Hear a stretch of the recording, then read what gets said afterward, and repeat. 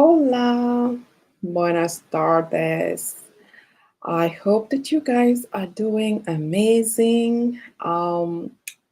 So if you celebrate Christmas, I hope that you had an amazing Christmas celebration with your family and loved ones, and that you're also getting ready for the last few days of 2023 and to get 2024 started. If you are new here, let me introduce myself quickly. My name is Sam. I am a money coach. I'm also the host here on the Black Women Build Wealth YouTube channel. I'm also the founder of the Wealthy Black Women Summit, which actually, if you haven't had a chance yet to grab your replay ticket because you were not able to join us on November 18, there is a link in the description of this video below. You can go and grab your ticket, your replay ticket. It's available until, I believe, end of February 2024. And so on this channel here, we talk about building wealth mainly by investing and also making sure we protect our assets. We also talk about, paying down debt and also making money and saving money. As you may or may not know, my goal in 2024 is I have few money goals for 2024, five in total. So make sure to check out my video on my money goals for 2024. That was my live last week. More videos to come on that. And also we talk about parenthood and lifestyle. So as you joining today, if you happen to be on the live, make sure to say hi in the chat. Make sure to also like the video and subscribe to the channel if you haven't yet. So and also hit the notification bell. Why not? You might as well do the three things. Like it, subscribe, and also hit the notification bell so you get notified each time that I come out here with a new video. Today, I want to talk about something a bit different because you guys know I'm a lot on building wealth, so talking about the money. But today, I want to actually talk about something that is more in relation to the lifestyle aspect of this channel. And as you guys know, I'm hoping, I'm working toward moving abroad in a few years with my three kids. And I've been looking at some places, mainly in Mexico, also because mainly I already have my permanent residency there. My twins are Mexican citizens because they're born there, and my oldest also has permanent residency. So in terms of a country where it will be easier for us to move at this point, when we leave Canada, Mexico is the country. So that doesn't mean that it will be Mexico, because I'm also looking at Costa Rica and Ecuador, but definitely it will be somewhere in Latin America, and Mexico or somewhere in Latin America, but definitely in a Spanish-speaking country. Hey, Hope and Victory, thank you for joining. I hope that you had an amazing Christmas if you celebrate, and that you're getting ready for 2024. So, like I say, the title of this video today is 10 Mexican 10 Mexican beaches for you to move in and live for $2,000 US dollars, 2,000 US dollars or less. And the reason why, so personally, I would like to move abroad, mainly not only to live in a Spanish speaking country, but also I would like to live closer to the beach. And so I know a lot of people, they don't like the beach weather because it's hot and humid and it gets touristy and all that.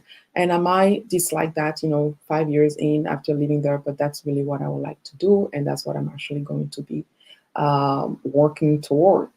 And so I've been essentially looking at different beach cities in Mexico. And of course, I have my budget because of course, I would like to live for $5,000 a month, but the reality is that's not going to be possible. And if I put that in my mind, that might actually delay further my moving abroad, and I don't want that. So 2,000 makes sense for me. It does include, my housing, also paying for the kids, whether it is for their preschool or school by the time we get there, and utilities and transportation and food. I'll say probably that 2,000 will not include if you were to travel, but most of our expenses is including that $2,000. So I'm gonna go through the list. And you guys let me know, essentially, as you're joining, as you're watching this, if you can already guess any of those cities that might be on the list here, or maybe any beach city that you're looking at visiting or moving to yourself in Mexico. And the other thing that I want to mention as well is, as I go through the list, I'm going to be sharing pros and cons. And so those pros and cons are for me, all right? So those are the things that I'm looking at that are important for me. That doesn't mean that, maybe one of my con will be you will not care about it that much, or one of my pros will be a con for you, right? Like, just the fact that I'm saying that I would like to move to a big city. Some people are like, hot and humid weather, I can't deal with that. So that will be just already a no for them. They might not even watch this video because of that, and that's totally fair. So just keep in mind that I'm sharing things from my perspective, but I'm hoping also to help you to get started on the process of doing the same exercise for yourself if moving abroad is something that you would like to do. And so I'm gonna get started with the list. And then at the end, I'll tell you maybe some other beach city that I've considered that just didn't make the cut and why, essentially, which is kind of like a bonus to this video. So the first one that I have here, and I'm going to be looking at my notes quite a bit as I'm going through this, but the first beach city that I have is Progreso in the Yucatan state in Mexico. So Progreso is a port city in the Yucatan Peninsula, and is also well known for his tranquil beaches. And so you can explore the iconic pier, you can take boat trips to see the flamingos, and you can also really enjoy fresh seafood in the local market. So one thing that I like, that cons that I've seen for Progreso, it's a small beach city, so it's quite, I'll say it's safe.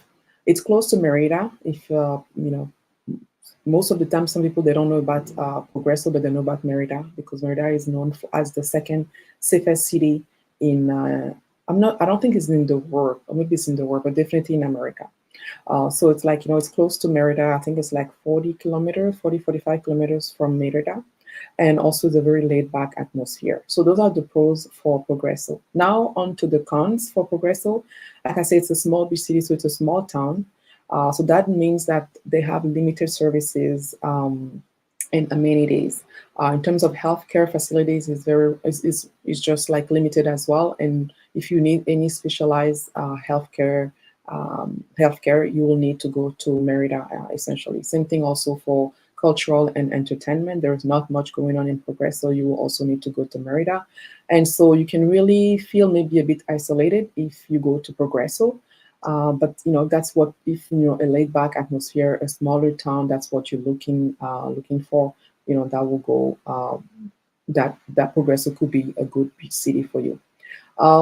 Before I go to the second, one thing that I forgot to mention, I'll say the general pros and cons that you can have for beach city. So like I said, general pros for me, warm climate, nice beaches, and usually affordable cost of living, at least compared to what I have here in Canada, or maybe also for anyone watching from the US, probably what you have also in big cities in the US.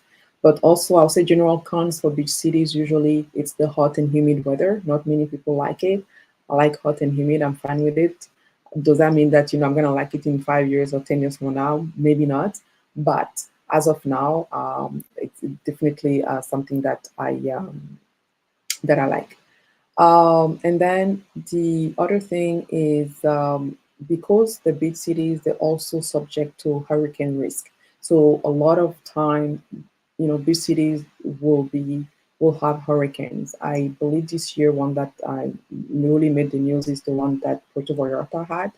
And so that's very common for big city. That doesn't mean it happens every year, but it is a risk. Same as earthquake is also a risk of you living in Mexico City, and so forth and so on, and also for many cities in the US, same thing as well. And the other thing also is, big cities tend to attract a lot of tourism, rightfully so, for all of us coming from Canada and the US. When we go down there, most of the time people want to be close to the beach, so usually like high season, you can have a lot of tourism, a lot of expats from Canada and the US. So that can make the city really crowded. So if you're someone who don't like to be in a city with like a lot of tourism and a lot of immigrants, that might not be for you. However, those cities are also where you will be able to, especially if you don't speak Spanish yet, and if there's like a high language barrier, those cities uh, will give you soft landing, right? Because there are like immigrants there, and because it's tourism, you tend to also meet locals who speak English, and so that will be easier for you to um, that would be easier for you to ease yourself into the Mexican culture instead of going to maybe a city that is much smaller, that doesn't get much tourism, and maybe the language barrier will be higher, and that would be harder for you to integrate yourself into the culture. So, like I said, those are like pros and cons for probably all of the cities that I'm going to be, all of the big cities that I'm going to be talking about today. So, but as I go through the list, I'll focus on the pro and con for that particular BC. So I just went through Progreso. The second one that I have on my list here is Puerto Escondido. And Puerto Escondido is in the state of Oaxaca. I hope I'm saying it right. So Oaxaca. So it's on the Pacific coast. And Puerto Escondido is well known for surfing. Like, it's a surfer paradise. They have amazing beaches. One beach that is well known over there is Zicatela. And so in terms of pros, again, laid back atmosphere. If you like surfing, it's the beach city for you. Vibrant nightlife, and also they're well known also for the spectacle of releasing baby sea turtle. So those will be kind of like one pro, some of the pros for Puerto Escondido. So and they're also well known for cultural events. In terms of cons for Puerto Escondido, of course, it's a remote location. So Puerto Escondido, I'm not sure how many kilometers from Oaxaca, the city, but it's a remote location. So that means that limited educational options, basic amenities. Again, if you need any advanced healthcare, you will need to go in a larger urban city. One thing that is good Puerto Escondido is that the airport, the international airport, is within the city.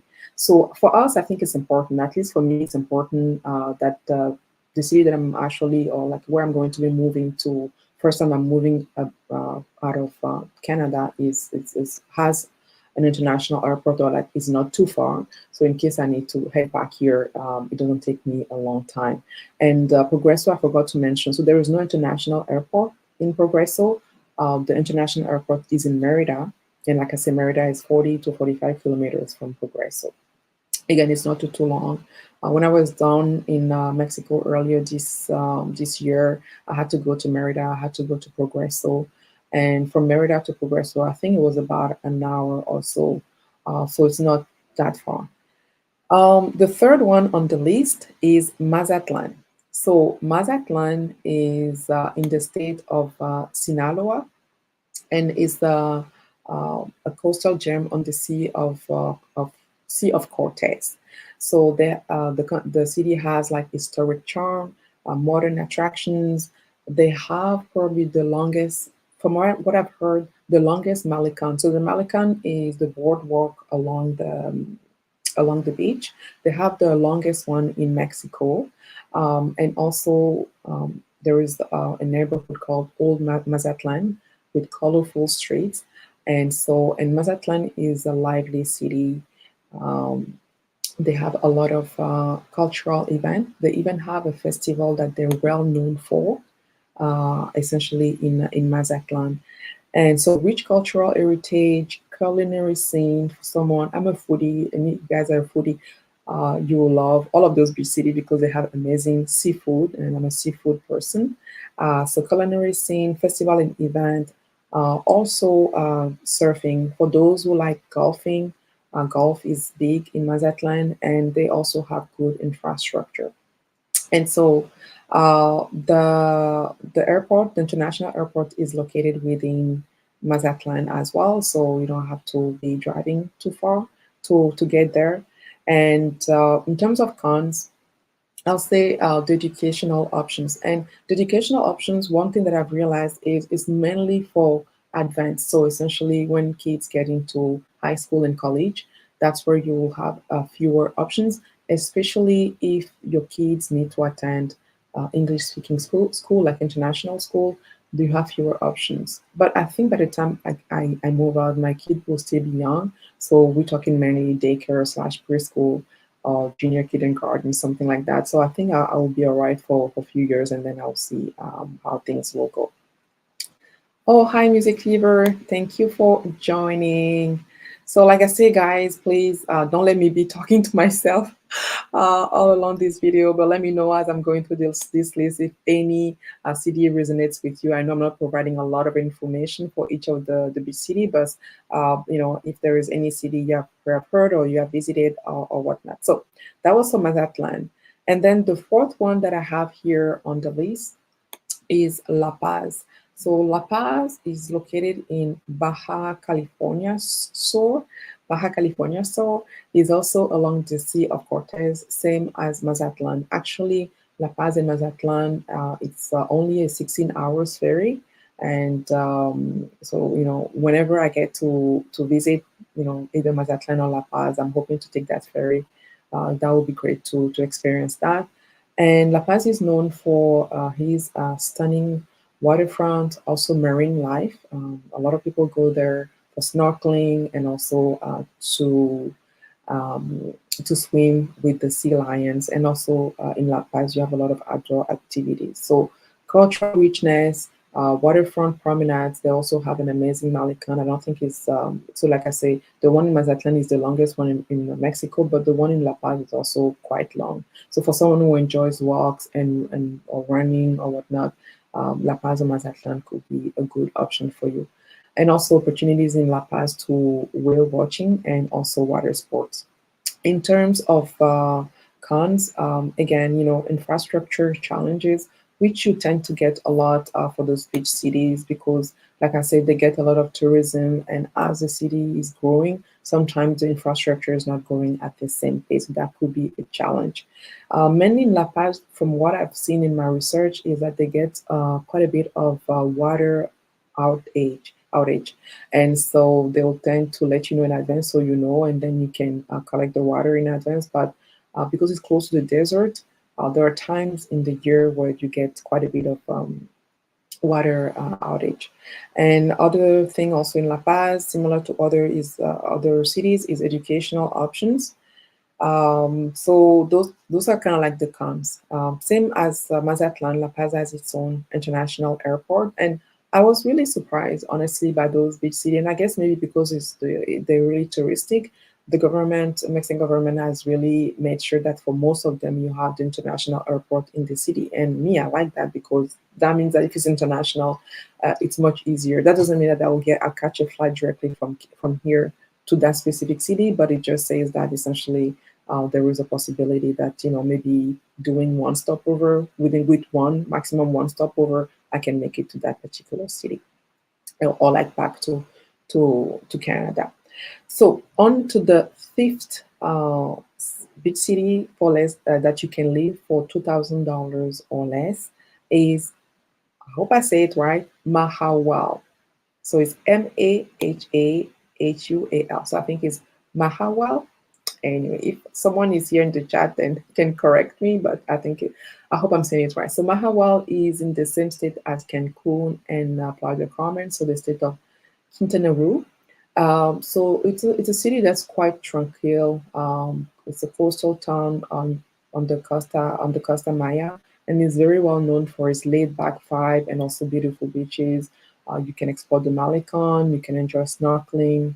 Uh, they have a vibrant marine life there as well, and you can really experience the charm of this particular destination. It's probably one of the least known that I have come across in my search. So in terms of pros, like I say, coral reef, it's really eco-friendly and also moderate climate. So compared to the other beach city in terms of the climate, is not that hot and humid. I have two like that on my list right now. So in terms of cons, emerging infrastructure. So it's a smaller big city, and they're just like developing now. So again, can have quite a bit of challenges in terms of the infrastructure, and it's really and all of the remote living challenges that can come with being a coastal, a small beach city. So those are kind of like the challenges in terms of living in Mahawa. The airport is far.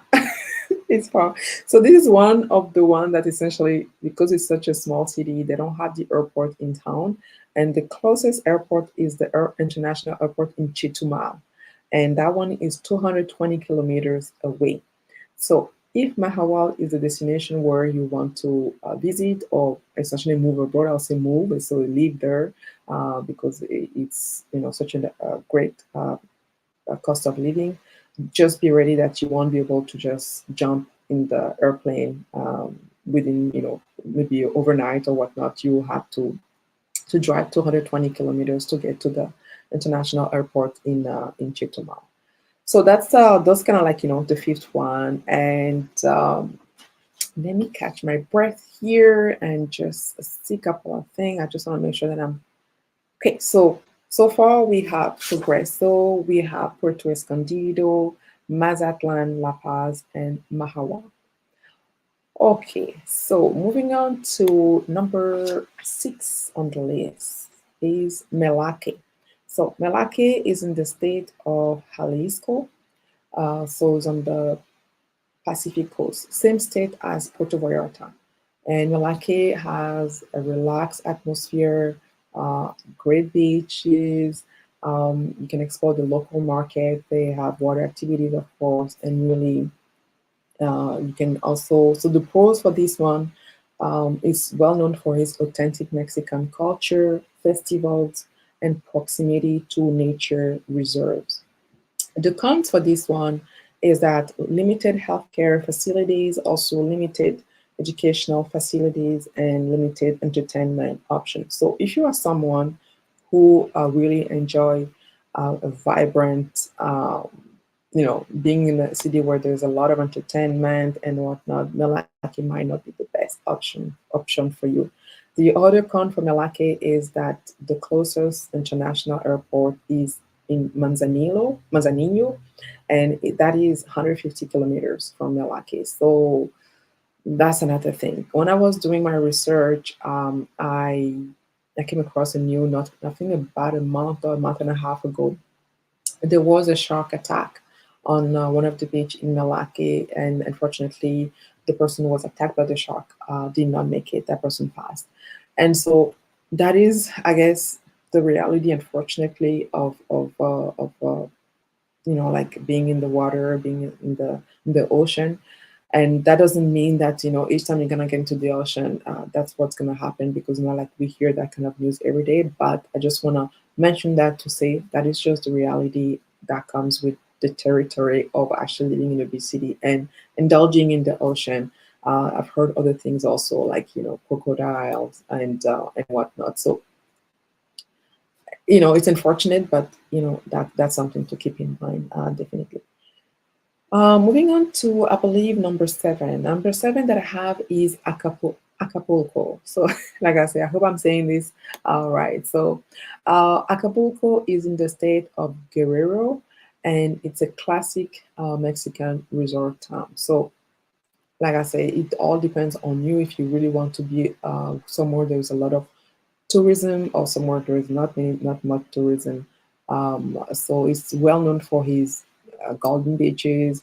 Also, they have cliff which is an attraction and a vibrant nightlife. So I'll say the city probably is well known to offer like a mix of historical charm and modern amenities. So in terms of pro, like I say, vibrant nightlife, cultural events, and historic attraction. In terms of cons for Acapulco is limited security. So that's probably one of the only city that are, when I was doing my research, they clearly say that really in terms of cartel activity is probably one that you can see the most of it. And again, I guess it depends where you're living, but I read few news on that. So it's not to say, usually when you tell people I'm going out to Mexico, everybody's like, oh, cartels, cartels. That's not really a valid, I'm not going to say a valid concern, but it doesn't have to be a concern for each places you go. But when I was reading about those cities, Acapulco is probably one of the cities, the big city that, clearly there are like, there is quite a bit of cartel activity, a lot of traffic in Acapulco, accessibility issues. And to be honest, the accessibility issues is something that even when I was in Playa del Carmen, which I would say is probably one of the biggest beach cities, probably in Mexico, I didn't find it that accessible. And to be honest, from things that I hear, either people living in Mexico City or San Miguel de Allende, like Lake Chapala, like living pretty much everywhere in Mexico, accessibility is really an issue in Mexico. So if you are someone who has accessibility uh, conditions, it might be you need to really do extra due diligence and search well on the destination that you're going, just to make sure that once you get there, that you can do things that you want to do without feeling that you cannot go to places. So for me, I'm well able. Thanks God, I don't really have any issue. I can walk and I can run. But the thing is, when I was down there with the kids, especially when my twins were born, I had the stroller with them, when I was going out. And that's when I really realized it's really difficult in Playa del Carmen. For me, I felt it difficult because, first of all, the sidewalks are not even. Like, they're not at the same height. You go from this height of sidewalk to a smaller one. Some surfaces are very, like, the it's cobblestone. Some surfaces are, it's even just myself walking in Playa del Carmen, I fell once, and I've heard so many people falling, breaking their like their ankles or something like that. Luckily I wasn't hurt or anything like that, but it's just to say that it's a struggle. So but in terms of my search, it seems like Acapulco seems to be really a city where accessibility could be an issue. And one thing good about Acapulco, though, it has its own international airport within the city. Moving on to number 8, and that is Campeche. I hope I'm saying it right. So Campeche is also in the state of Campeche. So it's almost like Oaxaca, right? Oaxaca city in the state of Oaxaca. Campeche is the city in the state of Campeche. And Campeche is a UNESCO World Heritage City. So take notes. So well-preserved colonial architecture, and I'm a big fan of architecture. So that's probably also one that I'm strongly considering visiting in the next year or so. They have historic center with colorful buildings and fortification. And so, in terms of pros, like I say, historical charm, safety, and also local arts and craft. And I don't mention this for each city, but I think it applies to pretty much all of the cities here, which is essentially seafood cuisine. All right. So cons, I heard, what I have here is security. Sorry, what I have here is limited educational options, limited healthcare facilities. So those are like the two ones that I was able to find, which, like, again, to me, that I'm looking at, because having 3 young people with me in terms of healthcare, I would like to have, like, great hospitals and healthcare within the city that I'm living in. I don't want to have to drive, half an hour, 45 minutes to get to the nearest hospital or anything like that. So, I mean, not nearest hospital, but like big hospital, in case there's nothing. Like, so those are the things that I'm keeping in mind as I'm looking at different places that I would like to move to. And Campeche also, same as many on my list, has its own international airport within the city. Again, that's a bonus for that. So the next one that I have is Huatulco. So Huatulco is also same as Puerto Escondido in the state of Oaxaca. And so Huatulco is a bit different because it's a series of like 9 bays on the Pacific coast. So it's known for his pristine beaches, ecological diversity, So usually visitors will come, they will explore the bays, they'll do water sport, water activity, and really experience the region natural beauty. And so in terms of pros, like I say, breathtaking bays. I actually just for to really see the bays. That's one that I would like to make my way to. It's really big on ecotourism. So if you're someone who's big on that, and moderate climate. I think that moderate climate, I got it for Watoko and Mahawal. So again, it's just to say yes, the beach cities, but the weather tend to not be so hot and humid over there. In terms of cons, healthcare facilities and limited educational options. So as you can see, there is like a trend here for many of them in terms of cons, and that's something that I will need to keep in mind. The airport for Watuku also is within the city, international airport, so that's a bonus. The last one on my list is Sayulita. So Sayulita, which is like I heard, I know when I started searching and everything, I heard the name and I couldn't really uh, and it was kind of like reasoning in my mind for something in particular. But really, when I did the search, I realized that it's so Sayulita is in the state of Nayarit. And why I had it in my mind is because at one point I was having a conversation with someone about a surfing town, and that the name came. So it's a surf town, uh, vibrant art scene, well known for its local markets, and it's a mix of relaxation, but also it's also well known. It tends to have like a younger crowd in terms of tourism. So it could be relaxation and also a lot of activity and noise. But colorful streets, great surf. In terms of pros, like I say, bohemian vibe to it. People go there, yoga, wellness, things like that. If you're in it, probably Sayulita will be on top of your list. And like I said, local markets and crafts. In terms of cons, it's accessibility. Again, I know I didn't mention it for each and every big city, but again, you need to look into it when you go because it seems to come for quite a bit of places in Mexico, and also limited local services. So this is also one that the international airport is not within the city. This one, Sayulita is close to Puerto Vallarta, and so the international airport of Puerto Vallarta will be the closest one for you if you live in Sayulita, and that is like 45 kilometers. So just to recap, in terms of like the big cities here that don't have the international airport, you have I think four. So Sayulita, which is 45 kilometers to Puerto Vallarta International Airport. You have Melake, which is 150 kilometers to Manzanillo International Airport. Then you have Progreso, which is 40 kilometers from the international airport in Merida.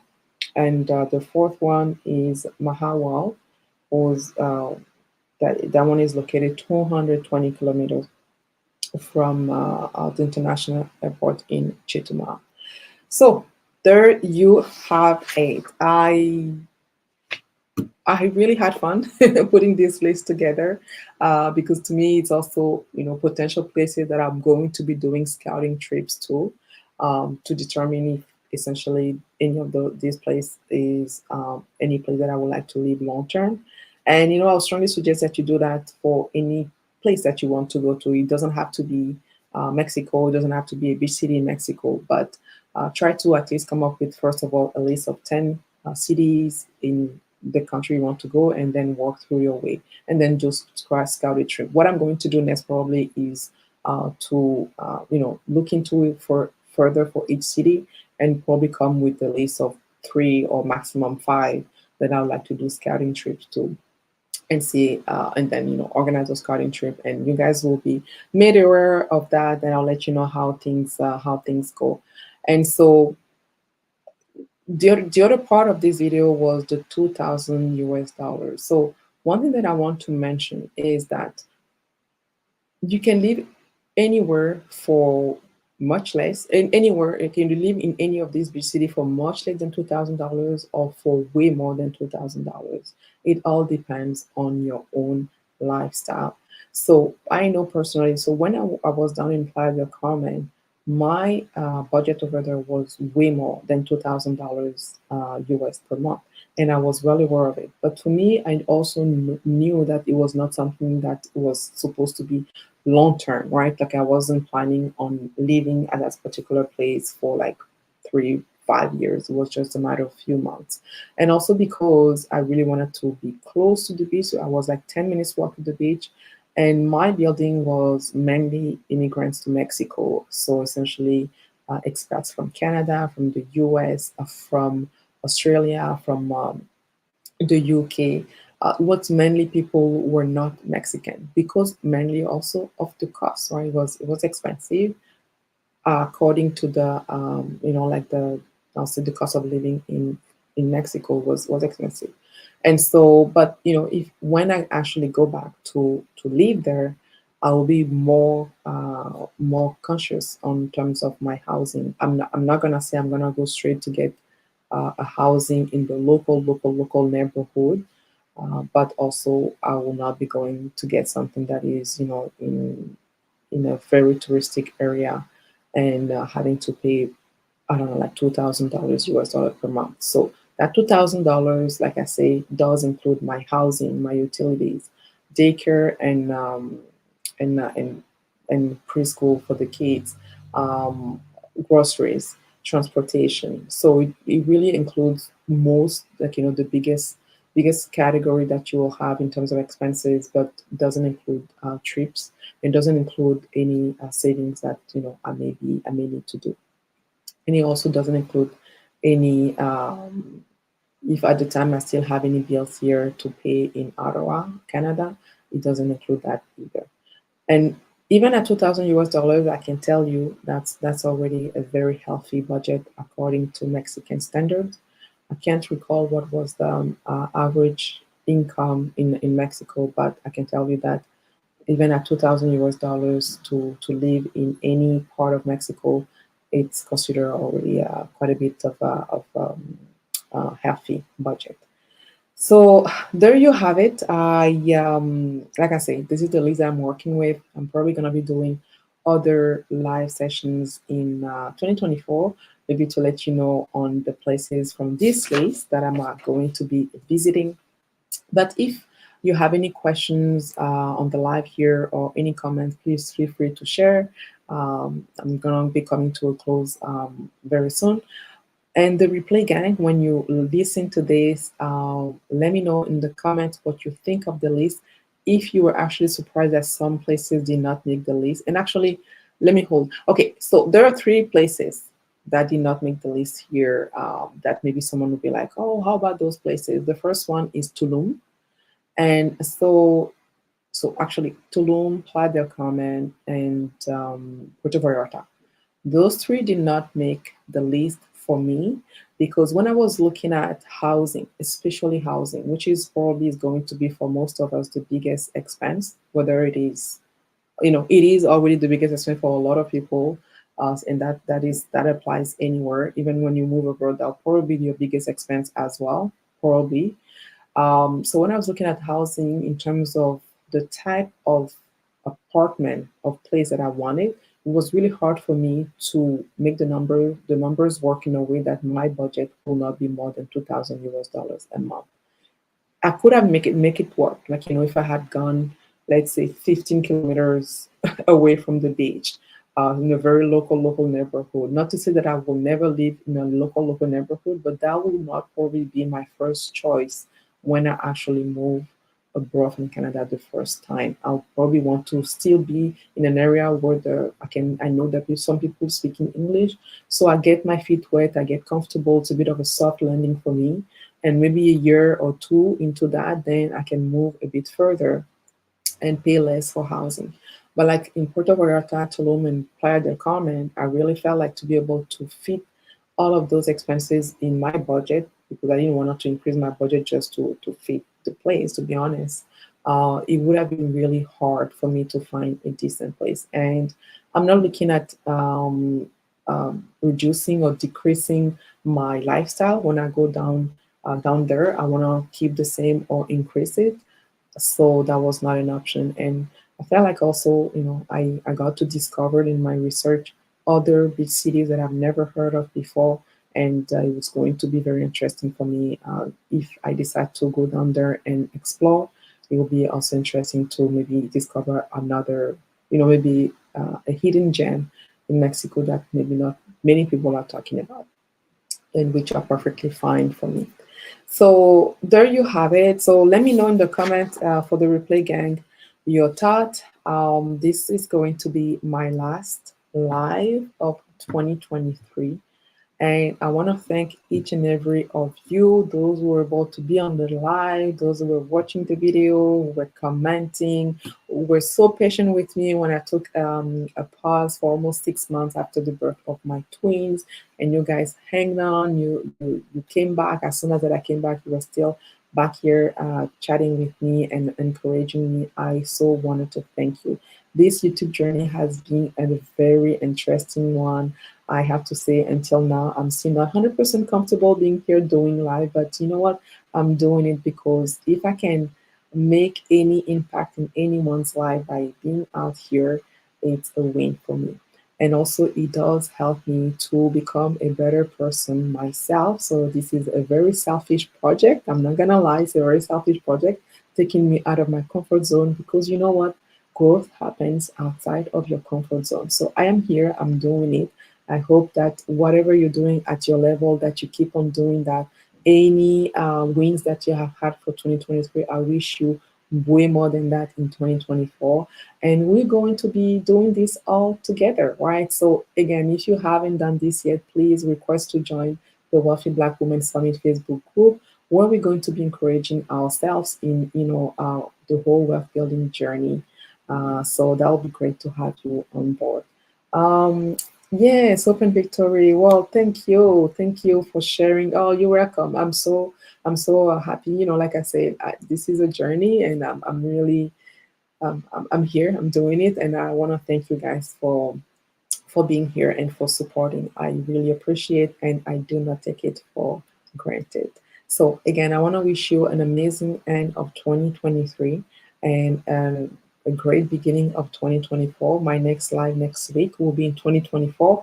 And I'm not sure on what yet, but we'll see each other then. And I'm hoping to have an amazing guest. I'm already talking to her. I hope we can arrange something for January.